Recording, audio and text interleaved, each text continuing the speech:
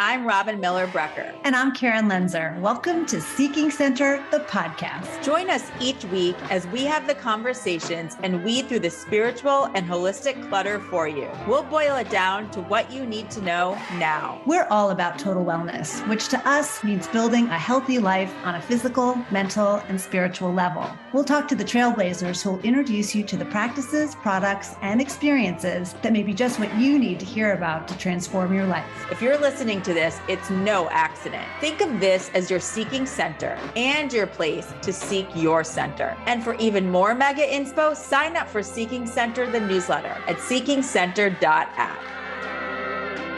We're so looking forward to this conversation with transformational guide and intuitive Jenny Jimeno of the High Tide podcast. Jenny and I had an instant and heart-centered connection, so much so that I had to introduce her to Karen as well. And that is how Jenny walks through life, heart-centered and passionate to help you on your journey. We love this quote that she says, "Growth is an alchemy that isn't for the faint of heart." Too true. And she's dedicated her life's work to guiding others to feel heart and soul aligned so that they can walk their path to healing and expansion. Her own journey to this work is fascinating, relatable, and full of inspiration and wisdom. Let's get started. Hi, Jenny. Hi, Jenny. Thank you so much for having me, and thank you for your words. I can feel the energy and love behind them, and I so appreciate that introduction and this space. Oh, I'm so grateful that we are all now connected, and now Karen can feel the energy that I've felt every time that we communicate, whether it's through Zoom or on text. There really is a feeling, a knowing that we've known each other. Yes. Somewhere in past lifetimes.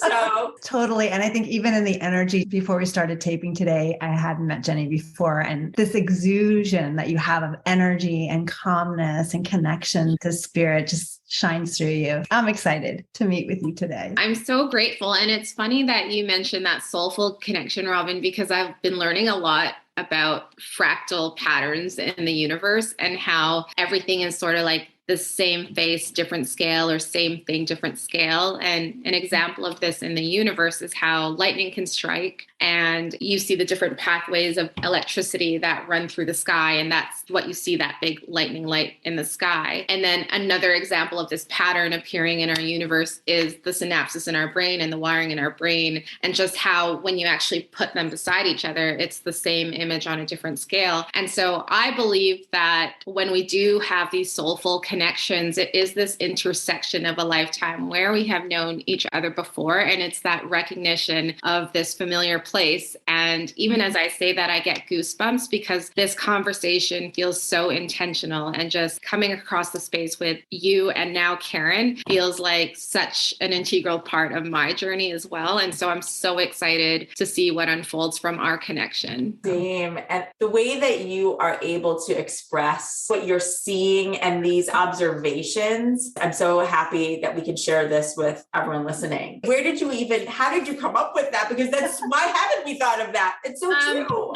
It's amazing because it's not new. If you follow any work in the quantum field, a lot of teachers that speak to this are Bruce Lipton, Dr. Joe Dispenza, or Gregg Braden's one of my favorites. And he speaks so much to fractal patterns and just the geometry of the world. You could even take it down to when you look at a placenta. If you're a mother, you've seen the cross-section of a placenta. And if you were to cut a tree down the middle and look down where the roots are, again, it's a similar pattern on a different scale. And so there's so much interconnection between our human inner nature and nature outside. And so these things to me are so not accidental. And the more I recollect this ancient wisdom and the more I learn about it, the more I can feel it wholeheartedly in my body and just through the connections that synergize in my pathway. And so there's so much opportunity for this. And I think everything we've been experiencing in the last few years has been a gateway through which we can awaken to this even more and more. And I even use that term awakening loosely because it's already within. And so it's just really this exploration of the season of life you're in and how do you meet yourself in that space where you can create acceptance and curiosity and be an explorer of your own life and journey and path. and who else is around you, kind of reflecting that path. So for me, I think it's this deep invitation to really connect with the other, because there's such nectar and soulful medicine in those connections when we remember and awaken to them and can be present with them. How did you get so wise? Sometimes I say things and I'm like, that was really beautiful. And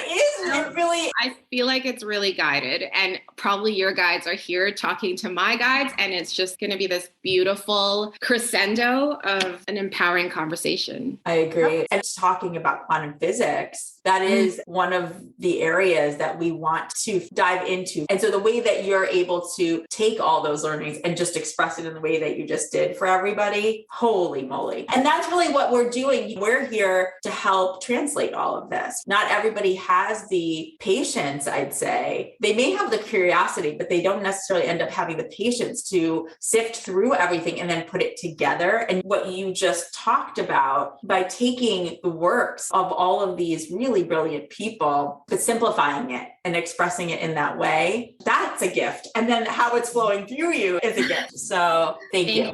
Thank you for saying that. Well, and let's talk about, how did you come into your own abilities as well as your curiosity and interest in spirituality, and then tying that to nature and science and beyond? Yeah. Thank you for asking that. And how much time do we have?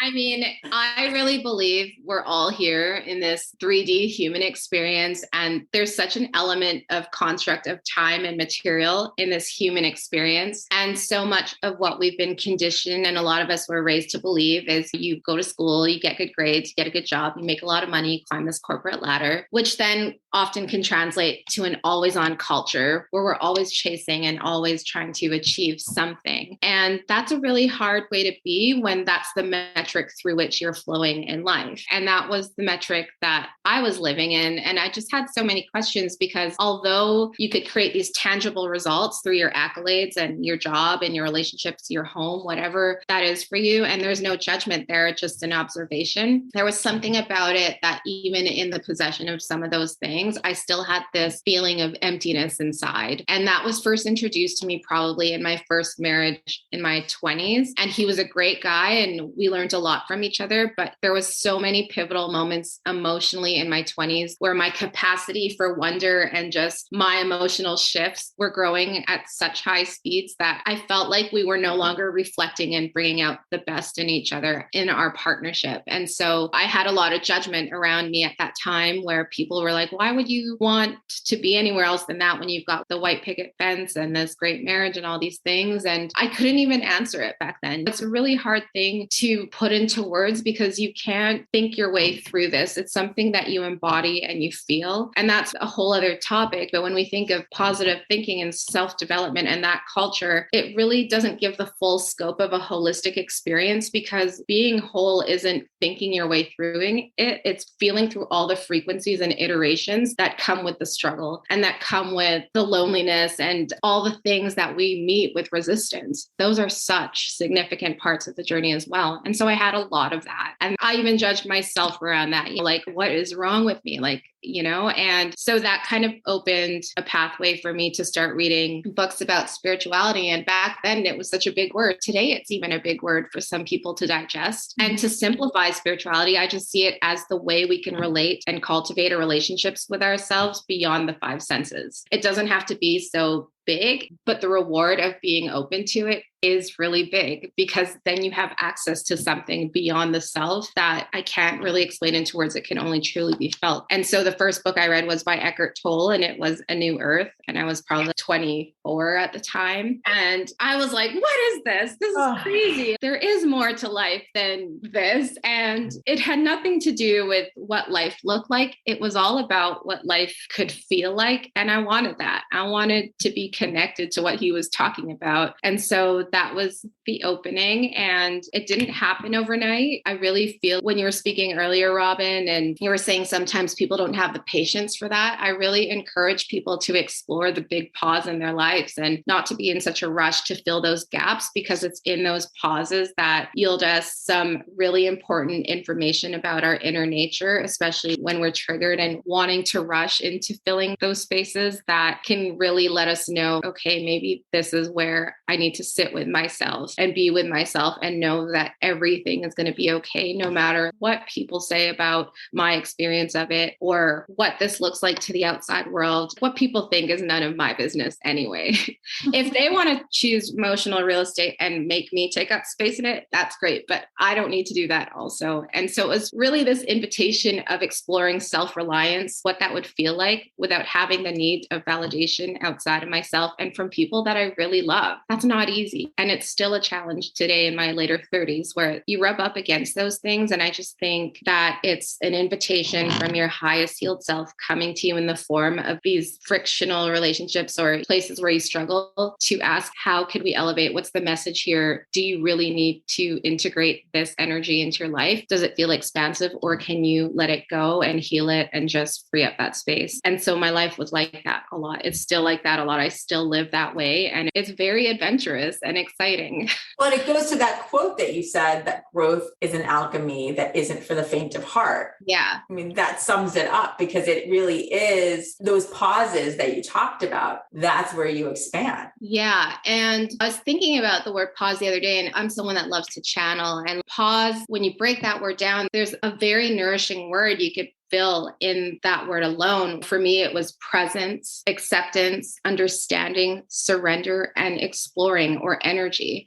And when you're feeling in chaos, there's this quote I love, and it goes something like, the world is falling apart. It's time to slow down. When we're in a rush and we're feeling this sense of urgency, often it comes from a space where our sympathetic nervous system is really activated. So it's looking for evidence to perpetuate that we actually are in a fearful state and that we're in danger. And our bodies love us so much that it will prioritize survival over thrival. And so it is really hard to pause in those moments. And we can anchor into the fact that that is our body working for us. And how do we create different stories or pattern interruptions that's going to allow us to explore what's unfamiliar, but can still be a safe path for us if we just pause and take our time. When we're in that state of hypersensitivity or that sympathetic state, it's really easy to write things off. We need to think logically. It's really hard to get into that dream state and that state of wonder where anything is possible. It's too hard to do that when our body is just wanting us to survive. And there's a lot of cortisol pumping through our system that is trying to keep us alive because it thinks we're under attack. So where in my life was that showing up? Where in my life was I feeling triggered in a simple conversation? Because those triggers are simply, okay, you're in danger. But when you pause, it's like, okay, presence. Yeah, okay, I'm not actually in danger. Acceptance. I accept where I'm at, understanding how can I give myself the space to break this down a little bit more and understand why that trigger came up. Surrender. The more you're open, like in birth,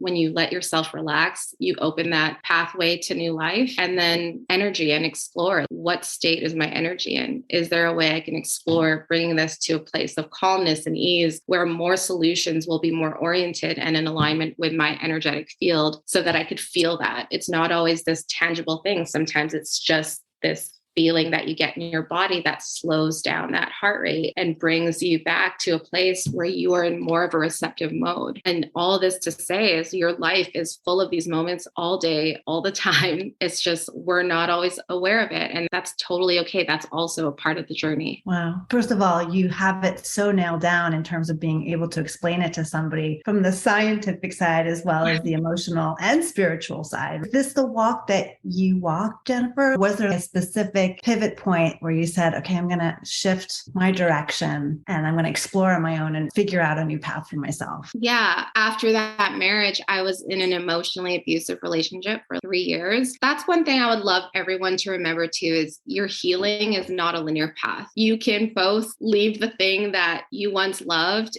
and then repeat the same decision over and over until you're really ready to integrate it and shift. And there comes a point in your life where you're just no longer wanting to make that decision because you can feel that it's a leak. And for me, that was through choosing men that were always emotionally unavailable and spending my money frivolously. Like as fast as I could make it, I would just spend it. And I never had the best relationship with money. And what I find is the way you show up with money, relationship, and self-worth are all all interconnected, that fractal patterning. Again, same thing, different scale. And some of us aren't ready to see that. And that's okay. But when you are ready to see it, it's so empowering because you're able to liberate yourself. And then I became curious around what are some ways that I can disrupt those patterns that I was living from in a 95% subconscious space. If you think of the analogy of the iceberg in the ocean, and we only see the tip of it from the surface of the ocean, that represents the 5% of consciousness that we're operating from. But they say 95%, that whole iceberg, when you look below the water's surface level, is where most of what we're operating from comes from. So these triggers and these flares that come up, they need to come up because they're trying to express what we suppress. So when our soul gets in alignment with that, all it's doing, and I know that this is not to bypass anyone's degree of trauma or anything like that. But what it's doing is it wants to express itself because traumatic events happen to us and trauma is what happens inside of us. So when we don't free up that space, it gets stored in our tissues and we feel that somatically. So how do we learn to move that energy so that we can create more flow and free up that space for more unconditional love, for less fearful triggering states? Because love in its form, when you're in authentic love, is actually expansive and healing, and fear usually feels like a contraction. So we can argue for all our limitations all we want when we're triggered and we want to prove with the ego that we're right or wrong. And we've all done this with our partners in any relationship. And at the end of the day, you got to ask yourself, who's leading that conversation? Is it your ego or is it really love? If it's love, then you probably wouldn't care if you were right or if you had to land your plane through proving a point. And Wayne Dyer says ego is etching God out. So how do you source back in that divine energy that actually wants you to heal and understand the other more, not to be right, but simply to understand, which brings us to intention,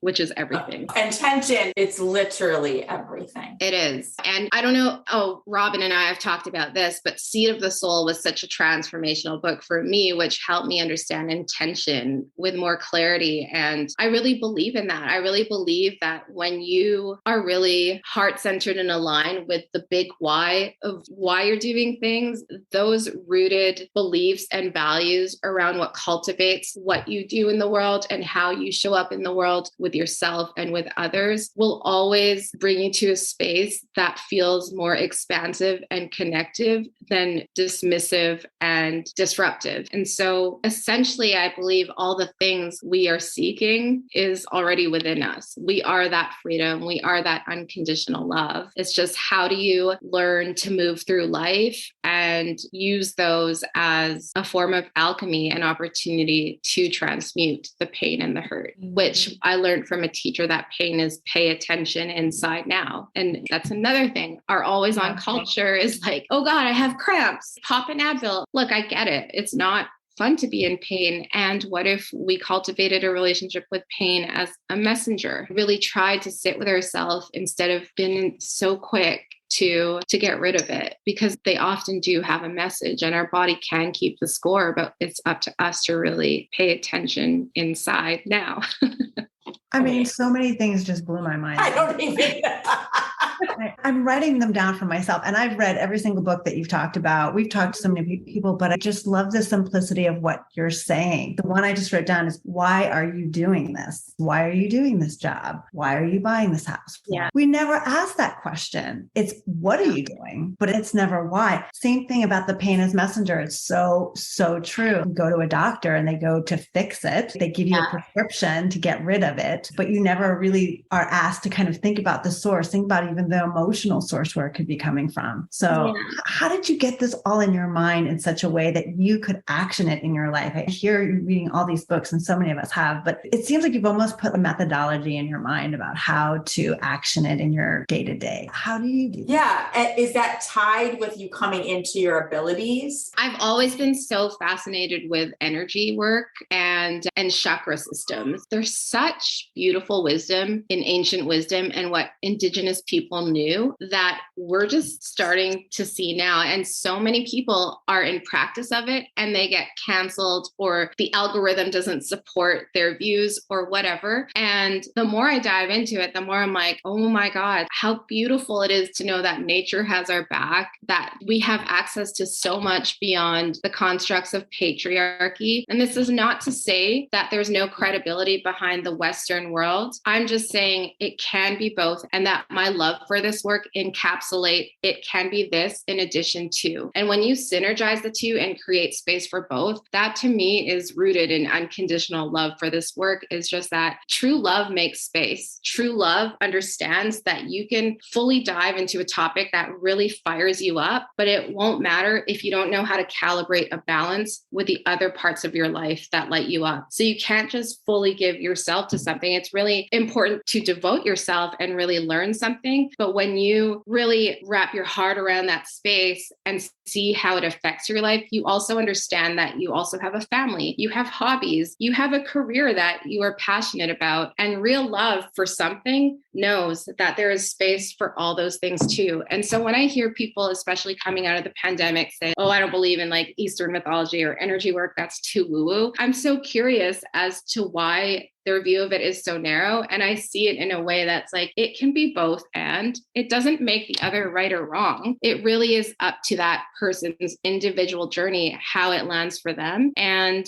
when I took an interest to energy work, what's so beautiful about so much of Eastern practice is it really is natural and holistic. And it's not what happened to you, but what happened for you. And how can you take these things and recognize that on an energetic frequency, if we could suspend our 3D linear way of thinking, and it's still important to honor that, and maybe approach life in a way that we understood that what if our currency in life was our energetic feel, how we showed up energetically, and not what life looked like, but how we felt and how we made people feel in our everyday transactions. That to me can translate in the work you do, Robin and Karen, in the work Gary Zukav did in that book, in Eckhart. It's very simple. As simple as that quote. Some people go outside and get rained on, and some just get wet. It's how do you want to perceive the world? You can either expand into this possibility that will just open up so much love and connection for you, even through pain and struggle, and really learning from that, or it will really keep you in a small box and divided from a whole universe of growth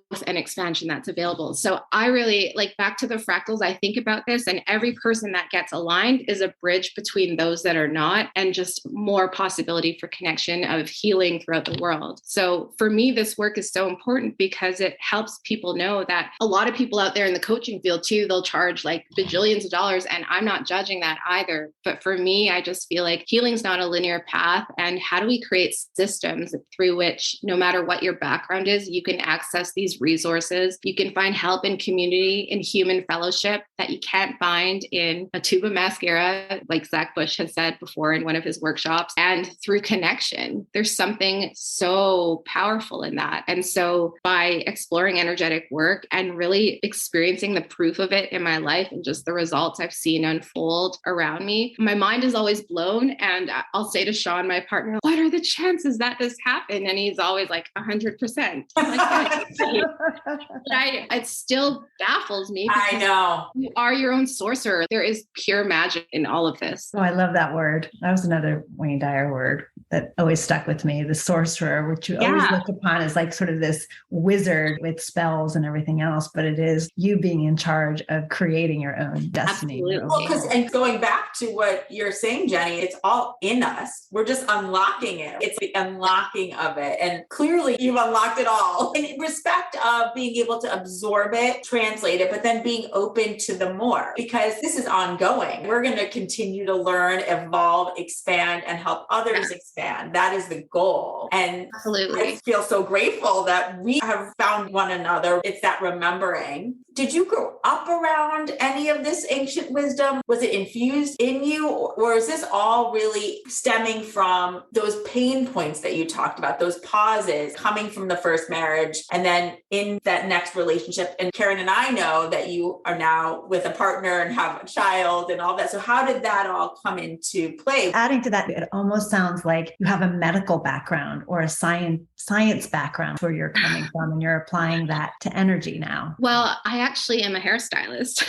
I've been a hairstylist for 15 years. And even though I love what I do, the thing that has always been the life force for me through hairstyling was cultivating those connections. And I really thought there's really something to conversation sharing that really lights me up. And I think when we're on the pinnacle of discovering something exciting about ourselves, there's always this element of hesitation and trepidation. And I don't know if I can do that. And what I encourage everyone to explore is don't mistake readiness for preparedness. If the nudge is there and you have that inkling, it's because there is some creative divine muse that has chosen you as the vehicle through which to express itself creatively. And if you wait too long, sometimes it'll move on to the next person. So I think those are really important nudges to honor. And I just think there wasn't any real pivotal moment to it. It was just the more I dug into it, the more I realized, wow, I really appreciate the feedback. So that's another thing is like explore the feedback you're getting for your life. Are the relationships you're in enhancing your energy, or is it leaking your energy? Because if there's real love there, often in a relationship, there's a rising in love. And when there's so much friction, our foundations that we had before, which was in my story, have to break down in order for us to rebuild the pillars through which we can include our values and our morals that don't apply anymore from 5 years ago, 5 months ago, 5 days ago. I don't know. It depends on your own personal story. And just to really give ourselves that permission slip to explore that. This is a human experience. And the whole thing around this work that I do with spirituality and coaching and healing is just, you can be playful. It doesn't have to be so serious. And being playful and being that childlike way of us is such a gateway for openness, because children are so genuinely themselves. They're so authentic in the present moment. And there's no money you can pay any therapist or coach to align you like your own child will. And if you're a mother, it's very powerful to experience your life through this human whose heart you literally created outside of yourself. So it's no wonder that mothers experience such an amplification of vibrations and energy and emotions, no matter if they're pure joy or pure sadness, because now you've got, depending on how many kids you've got out there, but like for me, I've got another heart of a piece of myself, a fractal, another baby human outside of me that's experiencing life. And this human is the only human that knows the sound of my heartbeat. And I'm the only one that can really feel what he's going through because he is a piece of my creation. And so I'm not saying that that's the only pathway to creativity. I'm saying it's just one of them. And this can also be expressed through the birthing of our greatest ideas, our exploration of wanting to start a podcast, starting that business that feels so resonant in your heart, or going after that person that you believe you feel a strong connection with, but you can't explain it and you just really want to talk to them. These are all creation materializing through you. And more often than not, it's bigger than what we actually think it's about. So I really encourage people to explore that if they feel safe to do so. And if not, to work with someone that will help them create pathways that can feel safe for them to do so. Which actually leads to one of our questions is, how do you work with someone and help them uncover their own blocks? So a lot of it is energy work.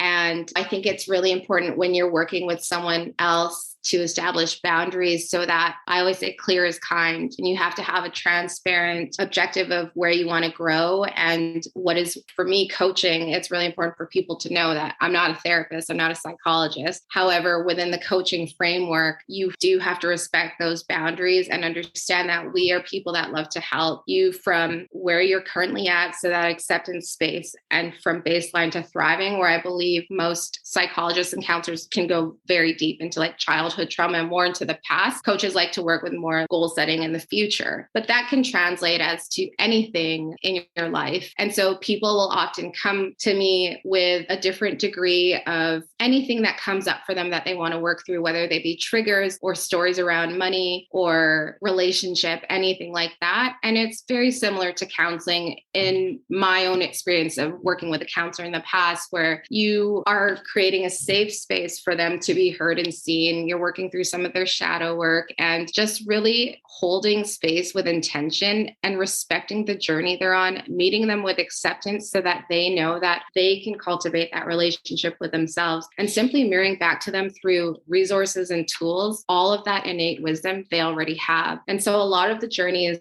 asking thought-evoking questions that are organically created through conversation so that they can render the information that their soul or highest self or deep inner knowing have available for them. But we can't always see that when we're in the eye of our own hurricane. So it's really creating these frameworks so that they can move through their journey and just being a companion for them to help bring out what they already know. And when you talk about energy work, just because we have talked about energy work on our podcast, are you actually doing Reiki, or are you feeling into their chakras just in general to assess where they are? Yeah. So from my own curiosity, I did my Reiki level 1 and 2 certification, and it was purely just because I love learning about chakra and energy work. And Reiki is a funny thing because they say Reiki finds you when you're ready for it. And I had no expectations from the teachers that I learned from, the luminaries. They're Vancouver based and they're amazing, Julia and Alexis. And what happened in Reiki is that what happens when you get attuned is your crown chakra is expanding. And so before you come into the attunement, your crown comes at the size that you've been living your whole life through, essentially. And then when you get initiated to that level 1, it expands. So anytime you experience any disrupt or struggle, it could only lock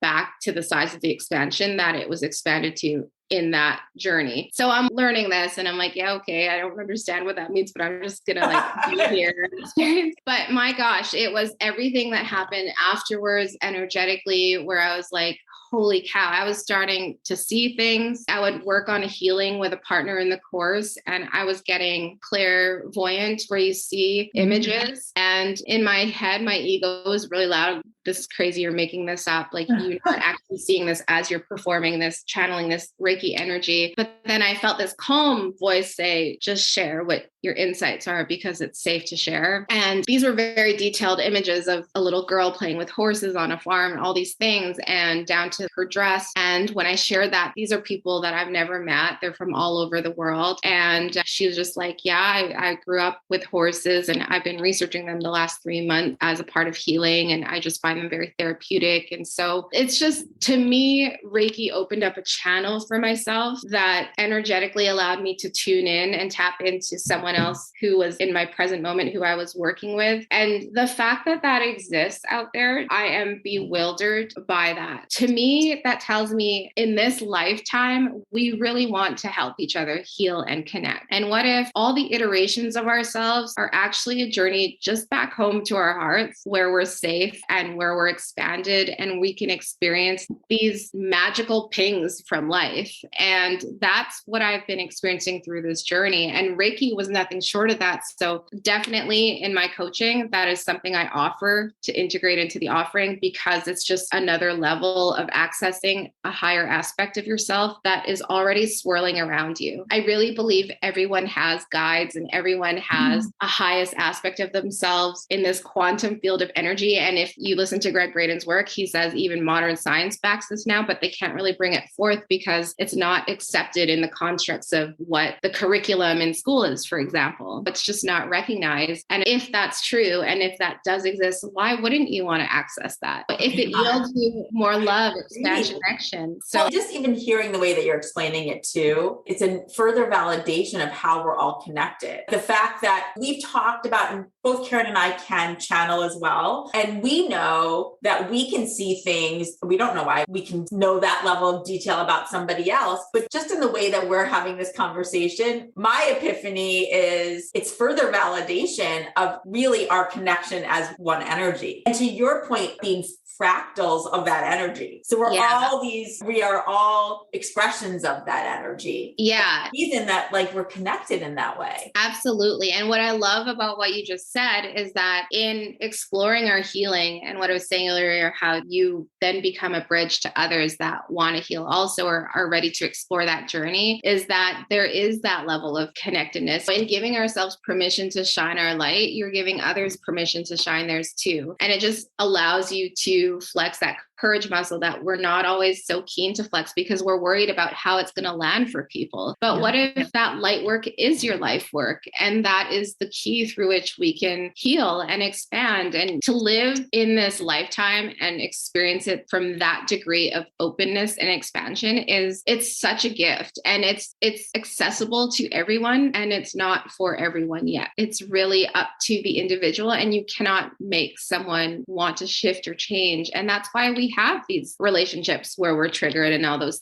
things. It's not up to us to make someone see it. And how do you know that for that person in your life that they don't need to go through that hard thing in order to actualize this higher aspect of themselves? That's none of our business to disrupt that. And it's really hard, especially when you're a mama and just witnessing your babies in the world. But it's the same thing, different face, just different degrees of it. I look at that all the time. I have a 21-year-old who is off going into the world, and I still want to do the same thing I did with him when he was a 1-year-old. So you want to protect, you want to nurture, you want to guide, and you have to at some point just say no. He is an adult. It's his time to navigate his old journey. I was just thinking as you were talking, Jennifer, back to what I said before about, were you a medical doctor or were you a scientist, which I'm sure you were in a past life because it's all coming back. But I just think in terms of the Reiki connection, being a hairdresser, you're physically touching people, you're boosting their energy, you are energetically connecting with them in such a loving way. You're giving of yourself, even though it's your job, you're still giving a loving gift to someone else to make them feel better. Yeah. Have you ever thought about it that way? Maybe that was your stepping stone into what you're doing now? I have, for sure. And I'm so humbled by my clients because we're a very saturated industry. So they could really go to anyone. And I've been doing this for 15 years now. So I've known 90% of my clients for over a decade. I've seen them through elementary to high school graduation, to weddings and divorces, funerals and births. There's so many things, and I don't take that lightly. I really think there's such a coalesce of those fibers of how we connect with ourselves. And this is the tapestry of life. It's not an accident. And we find ourselves in these places and spaces that allow us to invite our expansion. And with hairdressing, it's interesting because although I love what I do, there was always still this sense of there's more that I want to explore. This isn't fully it. And what I come to realize is that maybe in our life, it's our passion that's guiding us and not our need for career fulfillment that is guiding us. And so in every aspect of ourselves, you both, I'm not sure if you worked for Oprah as well, Karen. Similar. I work for the Discovery Channel. So it's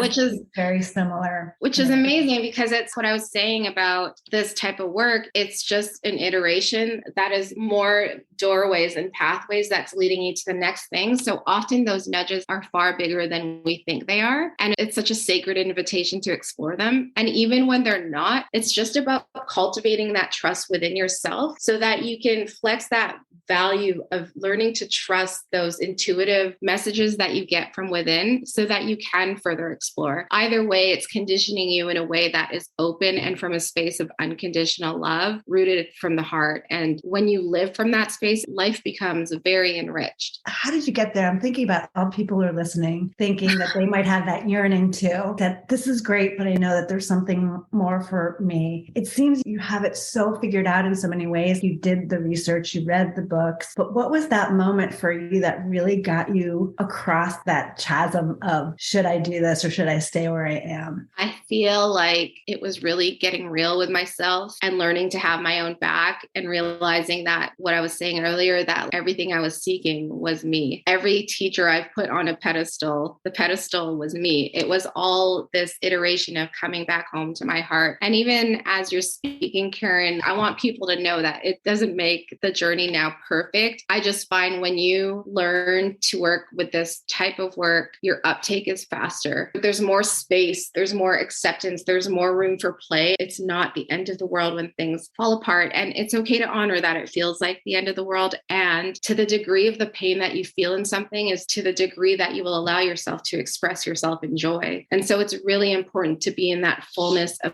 the season of life you're in, even if it is painful. And I know it's hard, but there are people that want to work with you to heal through that so that when it's time to fully express joy and feel happiness and love, you can fully feel those things also. And that's life. Life is a spectrum of emotions, and it's this, and we don't ever look at the weather and be like, well, some of us do, and say, oh, that damn rain. And it's also necessary to nourish the earth, to bring the grass about, to bring the flowers out. And Robin and I talked about this before. And when I said that everything beautiful happens in the dark, there's a lot of beauty that is cultivated in the dark. When you think of the seeds we plant in the soil, the fetus changing into a human when it's born, the dark night of the soul, the cocoon turning to a butterfly. There are so many fractal examples of this. Yeah, there really are. There really are. Patterns. And as you just said, and the dark and light, right? The balance. And the dark and light. Where there is light, there is dark. And it's how you look at it. Yeah. It's perspective. It's so true. And I often, especially since becoming a mom, I always say that having birthing Koa was the day I birthed myself, because it was such a portal for creativity and just everything that I suppressed wanted to express itself. So hence the podcast and writing. And now I can't look at a tree the same way. The beautiful thing about nature is nature doesn't compete, it collaborates. So what can we look at in nature when you stare at a tree? And no, trees, when there's danger in their environment, they communicate with each other throughout their roots to warn. And I think they even release medicine, I could be wrong, to help protect the trees beside them. And it's just like,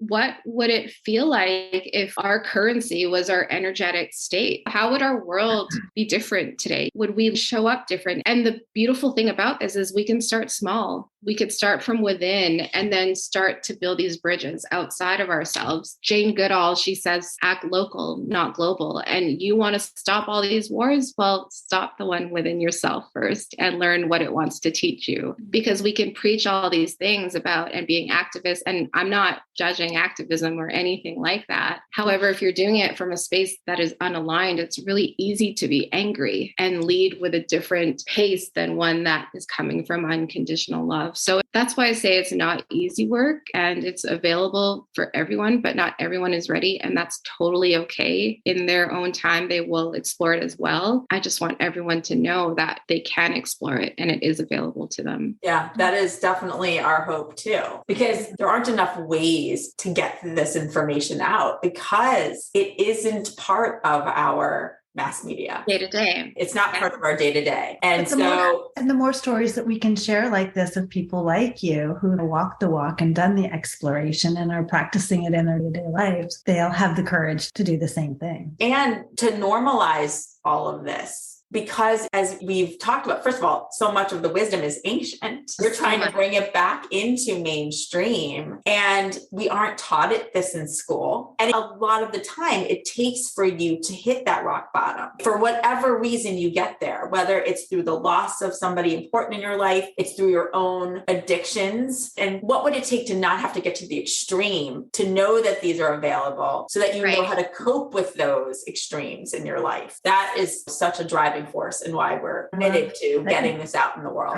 And how to get back to that love that you were talking about before, talking about not being taught that even as little kids. That's a real challenge for people. It is. And even as I speak to that, I mean, it's still a challenge for me sometimes. And there's an element of when you let your heart have a conversation with your mind and really settle into that, it's a feeling you get. And I really struggled when I even entered the coaching field. Like, is this enough? Is it credible enough? Is it XX enough? But you are enough. It is your divine birthright to explore these avenues through which you feel the most expanded. One metaphor we can use, and Robin, we talked about this, is the flame in chemistry. When we're taught the hottest point is the inner part because the most flow of oxygen is reached at that blue point of that Bunsen burner flame. And that's also true for ourselves, our life. Our hottest point of access is the gateway inside. It's this path through which we can access so much of that life force that flows through us at all times, where it has the answers to some of our most heart-pressing questions. And the reason those questions come up is because there is an aspect of us that knows and has actualized these beautiful teachings. And I really believe that when you feel those goosebumps and those intuitive nudges,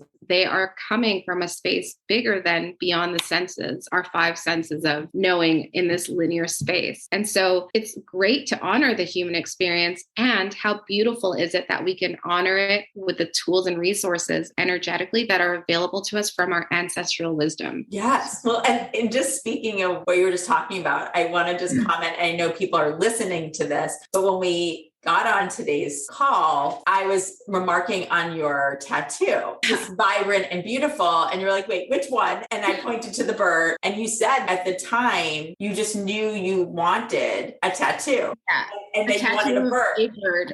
Yeah, of a bird. And you didn't know. And the sparrow came to you. Yeah. And so it's of a sparrow. And then when you looked up sparrow, can you tell everybody? Yeah, sparrows were a symbol for sailors when they were lost ashore to come back home. So it would just lead them back to home. And so when I got this tattoo during my divorce, and I was just like, I feel so lost right now. And sometimes our pain can be our salvation. And this to me is a symbol of that. Sometimes the only way through is through, and through allowing myself to sit with that pain and learn what it wanted me to learn, I was able to find my way back home to myself. And it's not like, oh my gosh, now you're home and you figured out your path. It just means that you become more familiar with it. And the more we become familiar with this essential essence that exists inside of us, the more we will be quick to find our way back. And so again, there's no rush. As I say that, I can hear my guides being like, there's no rush. So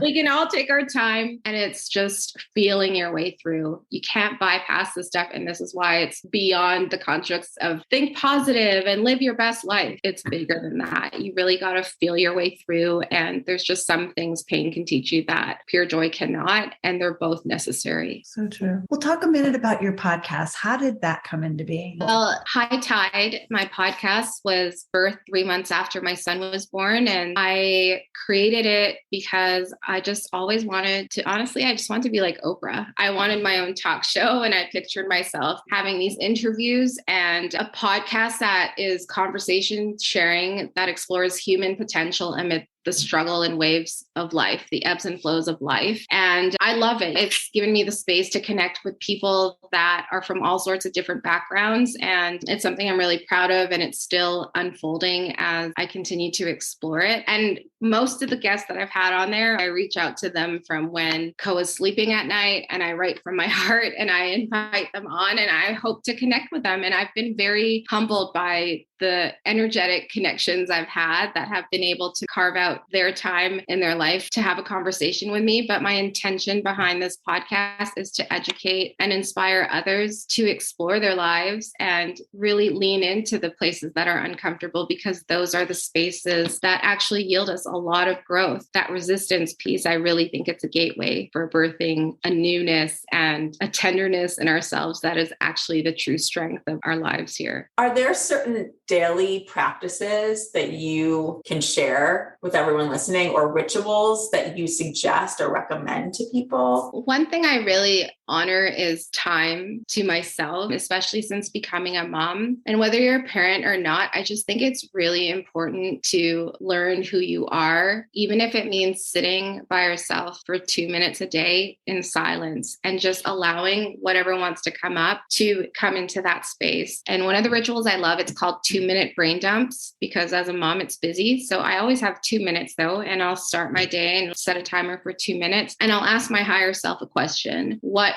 would you like me to learn today for my highest good? Or should I take that trip or whatever? And I just free flow and channel whatever wants to come through for 2 minutes. And when you consistently do this, you would be surprised at the wisdom that you are gifted in that space. It's really powerful. And all I think it is sitting in that silence allows you to create a pattern of disruption from what the moment was before that, where you can kind of hunker down and be with your whole self. And so there's no interruption in the way of that stream of consciousness that wants to come through. So 2-minute brain dumping is really beautiful. And if it isn't about getting an answer to something, it's about releasing something and dumping out from the brain what you wish to no longer occupy in your emotional real estate. So just cultivating that space so that you can create more room for openness and daydreaming and just all the things that light you up. And meditation, of course, is something that I love to practice. Any of these practices that you are integrating as a mom with your son specifically? specifically, like any thoughts that you would give to someone who might be listening? It's so funny. When I was probably second trimester on, Sean would ohm on my belly. So he would like do 3 ohms daily. And when Koa was born, the first few weeks, when he was inconsolable, we would ohm him. And we have a video where we did this for the first time. And it's like he eased into it. From what I witnessed, it felt like it was a familiar sound for him. So it is something we incorporate in our home. If we meditate, we don't try. Yes, it's important for Sean and I to honor our individual time and space so that we can recalibrate, but we will do that together as a couple. And we will do that with Koa in the room. And Koa just looks with wonder. And it is something that he will recognize in his life because it's such a part of our home. So yeah, I think it's just about that remembrance of honoring yourself and your space and just the energy of the present moment. And that's really important for us to show Koa. Although I always say our kids are raising us. So maybe he's the one bringing us back to those. So I know we've talked about several different types of spiritual modalities. Is there anything else that you have experienced that you'd want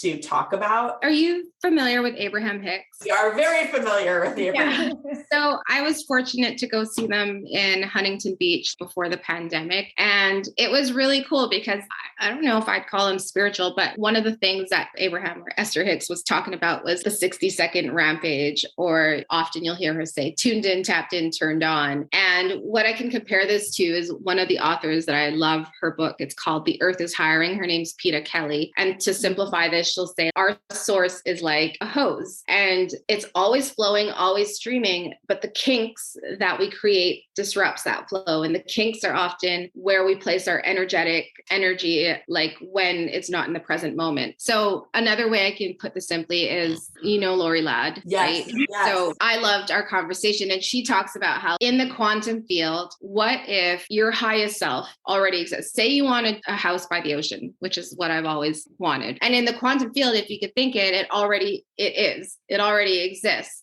So what if your present moments and the triggers you experience and the disruptions or anything that feels out of alignment is your highest self coming to you in a telegram in the form of that disruption? And it has to reach you. So it's coming to you in this kink because it wants you to release it and heal it so that you can move closer to that lived reality of living by that house or living at the house by the ocean or whatever that is for you. And so it's always this invitation of a recollection to recollect and a reclamation of yourself, because most of those things exist to remind you, you are so worthy. You were born divine. That is your birthright. And when you place anything of your self-worth on parts that are outside of you, the universe often shakes it up or removes it to remind you it doesn't live there. That's something I learned from Mark Groves, and all these teachers that I desired so much to learn from have all added so much value in this Earth School of mine. And Earth School is a curriculum that does not get enough credit.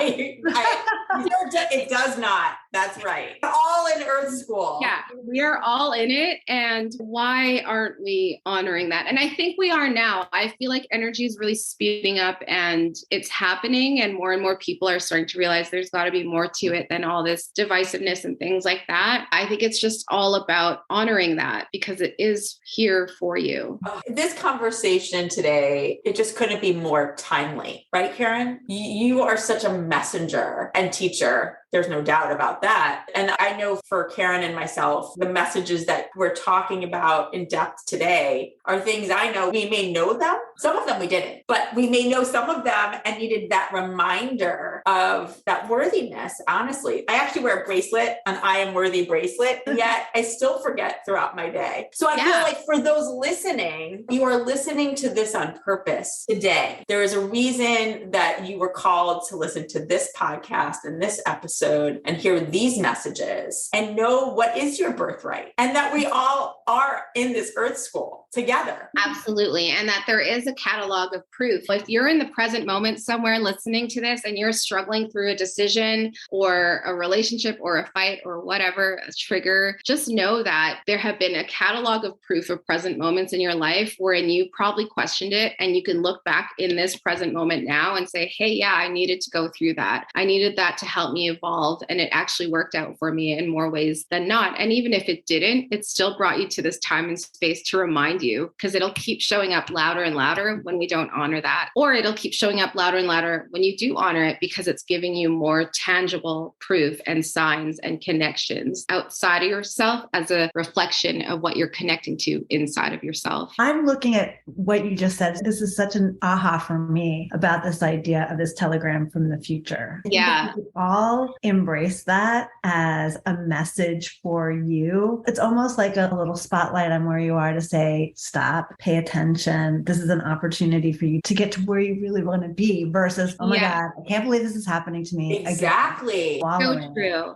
I mean, think of any time you were late for something or you had reservations and for whatever reason, those things fell through. And how many times have we fallen victim to it? And it's okay. You're allowed to want what you want. I'm just saying, when you surrender and accept where you're at, there's just more that can come through for that. So I think it's such a beautiful way to help gate the ebbs and flows of our life. And it really helps me as a resource that I keep in my back pocket whenever I'm like, oh gosh, this is feeling like one of those big moments. But then more often than not, I'm just shown the way. What's in the way becomes the way. Well, and speaking of that, speaking and being shown, talking about spirit, and you're talking to spirit on a constant basis, is that something that you ever turn off? Or do you feel like that is just now really has become so integrated in your being? I feel like it's more and more integrated in my being, but it's not always there. It's there the most loudly when I'm in alignment and living from that heart-centered space. And for me, in spirit is to inspire. And this is another guide message that I got from my guides, where they told me to look up the word spire. And spire means the top of a structure, or it's the very top upper part of a tree. And when you're inspired, you are at a really high frequency and you're just at these expanded heights to access those points through which a lot of creativity can flow and a lot of messages can flow and a lot of answers to solutions that we're seeking flows. Or we might get this nudge that's like, go to the library today, and you never go to the library and you find yourself in an aisle and then you bump into someone that you were thinking of. That's what this work is for me. It's clearing all that space to create pathways through which will cultivate expansion for us, rooted in unconditional love in our heart space, so that we can experience an enriched life from this beautiful conversation all the way up to actualizing living in the house of your dreams. It's the same thing, different scale. It's the same thing, different face. So it's really important to just be with yourself, because it's really hard for others to be with you if you can't be with yourself. And no matter where we go, there we are. Yes. So why not get to know who we are and become our own best ally and just learn how to work with nature and the world around us so that we can have an optimal human experience, even through the struggle. I want to be clear on that. It's not always about sunshine and lollipops, but it can be.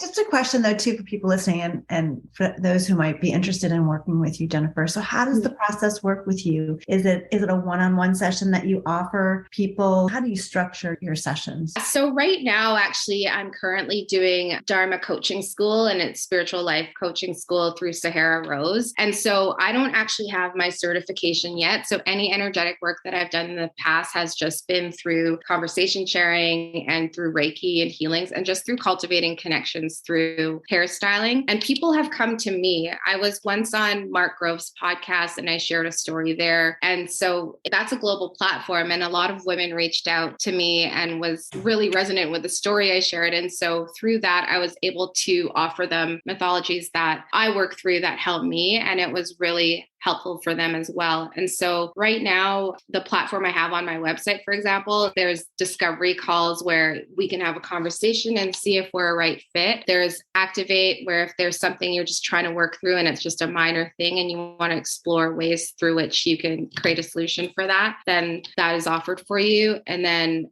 there's initiate, where that's more of a deep dive of activate. And then surrender is more of a 4-week container. So having said all that, I just want to be clear, I'm not licensed yet. However, these are mythologies that I've picked up through several workshops and teachers throughout my life that have really enforced such a state of invitation to expand and heal that I know have worked for me and others that I have worked with through those platforms, and always changing. As I'm working through this course, it's really beautiful to see the synergy of Western psychology and Eastern practices and be able to add that to my offerings and know that as you change and grow, so too does the way through which you will heal. And some things will resonate for you, others may not. And that's totally okay. There's no right or wrong to the healing process. It's non-linear, and you are your best guide on your journey. Well, and it feels to me, and I would think that you have probably found this yourself, and I know Karen and I together have found this, is that you're creating your own methodology in many ways. Yeah. You're learning and you'll be licensed in something, but you've already started creating that. I mean, you can hear that in everything that you're expressing today. It's so true. Before, old Jenny was just like, I need a certificate to practice. And it's really nice to have that. It is. And now that I'm getting closer to that space, I'm like, this is a full embodiment practice. You want to be able to live what you teach. This is through lived experience that I have had in my own life that I know works for me. So I know that there's a bunch of old versions of Jenny that I can really help. And that's what's so beautiful about healing work and energetic work, is that whatever you are offering and you can teach, no one else can do that. And so it's so beautiful to honor that and also know what is within the scope of your boundaries of work that you can help and not help. For me, it's about how you make someone feel and how you're able to hold space in such a way that allows them to be the explorer of their own journey with tools and resources that will safely guide their journey. Well, and what I think everyone can hear from our conversation today is how you hold everyone with such unconditional love and from such a heart space that they will feel safe in that time with you. And you are such a channel of their guides as well as your own in order to help move them forward. I will say that from this work, I have experience where I've worked with someone across me and I'm like, okay, I could hear your guide speaking to me and I just want to offer you this message. And that's really cool. I think it's really beautiful to access that. And I always ask permission. It's really important to ask permission. So yeah, it's a beautiful practice. And I think in creating these new systems, it allows people to know that there isn't just one modality for healing, and that how can we suspend financial barriers even so that we can create more connectivity in the mental health and wellness areas of our life, and just to know that it is available to you. I won't turn anyone away. I sincerely, from the bottom of my heart, believe that like one healed person is another bridge gap for others to heal too. And this is why I love podcasting too, through conversation sharing. Even if one person out there hears this and they're like, I want to talk to one of those ladies, or I want to connect with one of those ladies, that's already one person whose healing journey is in motion because of an intersection of this time and space where we created something that lit up our hearts. So that's really powerful. So beautifully said. And so many things that you've already said are great takeaways. So many of the things that you've done, it comes from your, like you said before, from your own authenticity, because you've lived your own life experience and just are sharing it so beautifully with other people. So thank you. Oh my goodness. This conversation. It's been amazing, really. Oh, and Jenny, what is the best place for people to find you? I know you have a couple of different ways. Thank you. I'm on Instagram at hightide_mama, MAMA. And then my website is www.jenniferjimeno.com. And there's also information on my link tree. The podcast High Tide is on Apple and Spotify, and all of those resources are on my link tree and on my Instagram page. So drop me a direct message. I love hearing from people, and I absolutely invite your story sharing with me because I will honor that space so much. And we will also have links within our show notes, as well as links to all of the recommendations. You gave so many good ones today between books and podcasts and different teachers and guides. So we'll make sure that we have links to all of those in addition to the links to your own websites and social. Thank you so much. And I want my heart, my light in my heart honors the light in heart of you, Karen and Robin. And I just so appreciate the work you're both doing in this world and giving people like myself and those exploring spirituality and energy work and anything that is expansive a space to blossom, because there needs to be more of it. And I just so appreciate that you've held space for me today. It was really nice. It's really an honor. It is. So An looking forward inspiration to us, believe me. Yes, you are such an inspiration to us. And I so look forward to working together as we move forward with all of our projects. And there's a feeling that it's so tangible. I feel your hearts, like I feel them. And I definitely foresee us doing work together in the future. So I'm excited to see what is seeding from this and how we can harvest it. It's like that telegram from the future. Yes. Absolutely. Thank you so much. Thank you. Have a All good right. Bye. Bye.